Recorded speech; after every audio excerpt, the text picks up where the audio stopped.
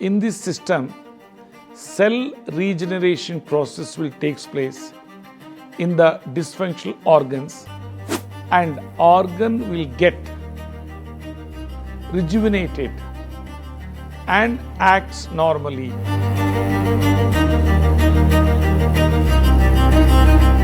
In the current medical science, up to arteries level, the artery size is 15 mm to 25 mm.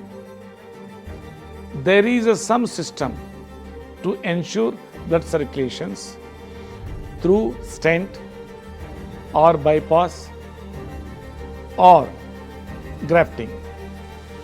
Whereas down the line, to ensure blood circulation at the cellular level, the capillaries and microcapillaries cannot be get stimulated in the dysfunctional organs.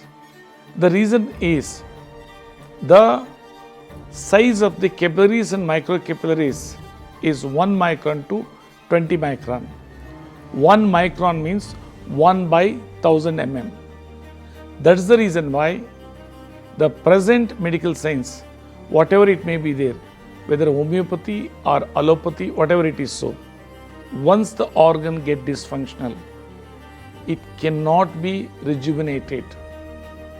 Whereas in my science, even in pancreatitis, wherein the person is almost in dying stage, even in such cases also, 15 days to 1 month, the parameters of lipase and amylase will get normalized.